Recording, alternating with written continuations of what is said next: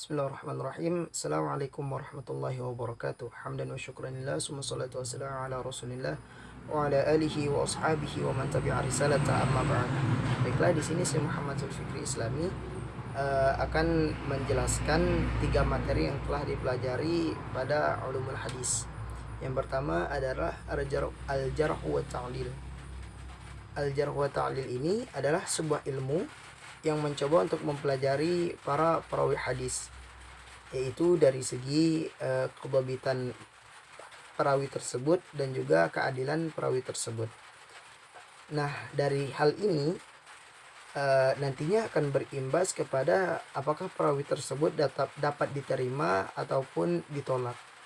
Para ulama sepakat para perawi dapat diterima jika memiliki 2 sifat, yaitu yang pertama adalah sifat adil, yang berarti perawi tersebut haruslah seorang muslim, baligh, berakal, tidak melakukan perbuatan fasik, dan beliau mampu menjaga muruah beliau dengan baik. Dan yang kedua adalah dobit atau kedobitan, yang berarti perawi tersebut dalam periwayatannya beliau tidak menyalahi orang-orang yang sudah benar-benar terpercaya. Beliau juga tidak melakukan perbuatan tercela, tidak melakukan kekeliruan, tidak memiliki hafalan yang buruk, tidak pelupa, dan juga beliau tidak menimbulkan hal-hal yang dapat mencederai kedobitan beliau. Adapun pelajaran yang bisa diambil dari ilmu al-jarh wa ta'dil ini dalam kehidupan sehari-hari adalah jika kita telah mendapatkan informasi dari orang atau ada seseorang yang memberi informasi kepada kita, maka kita harus terlebih dahulu melihat siapa yang telah memberikan informasi tersebut. Apakah orang tersebut dapat dipercaya, ataukah orang tersebut suka berbohong, ataukah orang tersebut kadang bisa dipercaya ataupun kadang berbohong. Nah, maka dari itu kita akan tahu apakah informasi tersebut adalah informasi yang benar ataukah informasi tersebut hanyalah sebatas hoax belaka. Yang kedua adalah takhrijul hadis. Nah, ilmu takhrijul hadis ini adalah upaya untuk menemukan sanad dan matan hadis secara lengkap dari sumber-sumber yang asli, yang dari situ dapat diketahui kualitas hadis tersebut melalui penelitian sanad dan matannya. Nah, adapun dalam melakukan penelitian ini kita akan melakukan 2 hal. Yang pertama adalah kritik sanad dan yang kedua adalah kritik matan. Yang pertama kritik sanad. Pada bagian ini akan disebutkan biografi dari perawi hadis ataupun orang yang meriwayatkan hadis tersebut. Dan juga di sini disebutkan juga kredibilitas mereka, orang-orang yang meriwayatkan hadis tersebut. Apakah orangnya dapat dipercaya atau apakah orangnya suka berbohong dan lain sebagainya. Nah, selanjutnya adalah kritik matan hadis. Dalam kritik matan hadis ini kita akan meneliti matan dengan cara melihat kualitas sanad hadis melalui susunan lafal matan yang semakna dan meneliti kandungan matan. Adapun pelajaran yang dapat kita ambil dari takhrijul hadis ini dalam kehidupan sehari-hari adalah dalam menerima kabar kita seharusnya mengetahui kabar itu dari siapa saja. Barangkali yang memberikan kabar kepada kita adalah orang yang dapat dipercaya ataupun orang yang jujur, akan tetapi orang yang jujur ini mendapatkan kabar dari orang yang suka menyebar fitnah atau yang suka berbohong. Bisa juga kita mendapatkan informasi dari orang yang suka berbohong, akan tetapi orang yang suka berbohong ini mendapatkan informasi dari orang-orang yang terkenal dengan perkataan yang jujur dan dapat dipercaya. Nah, maka dari itu kita harus melihat dari siapa saja berita tersebut agar kita tahu bahwa berita tersebut benar atau hanyalah berita bohong belaka. Dan yang ketiga adalah kritik hadis.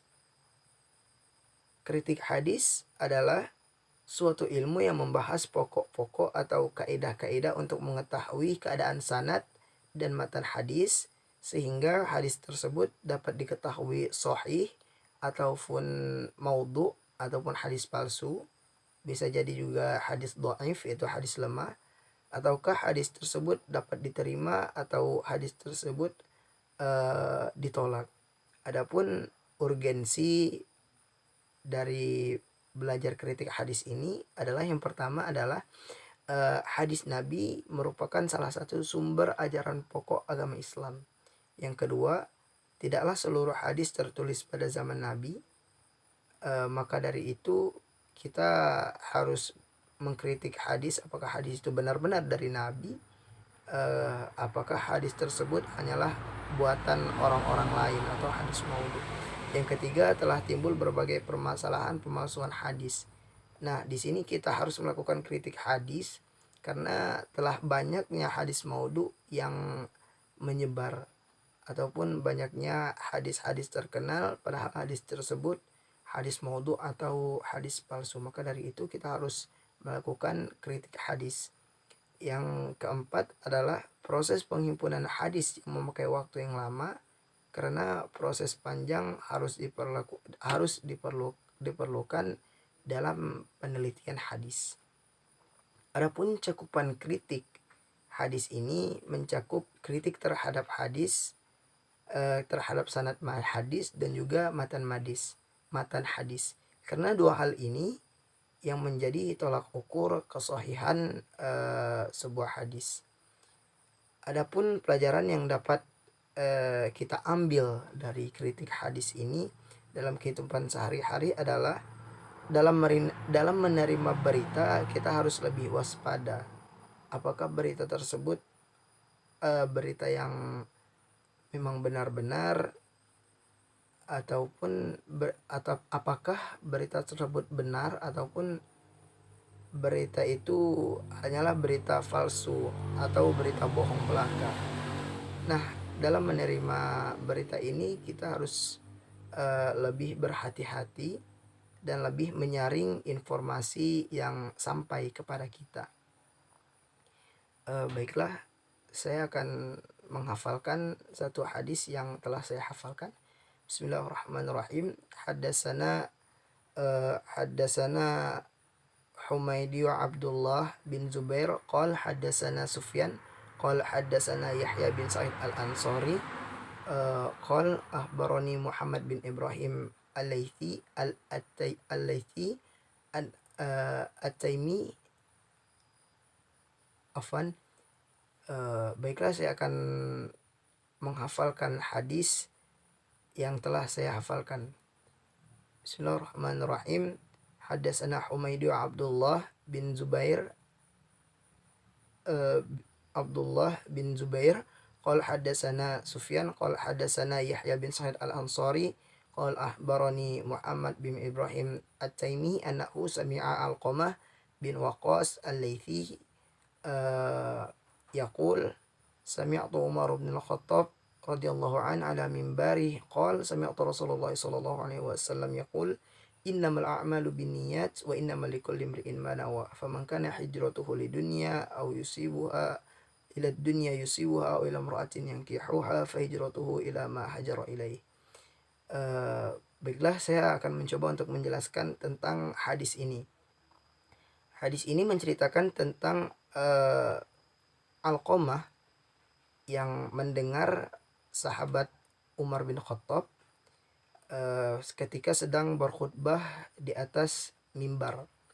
Maka Umar bin Khattab ini dalam khutbahnya beliau berkata bahwa beliau telah mendengar Rasulullah SAW bersabda, innamal a'malu binniyat.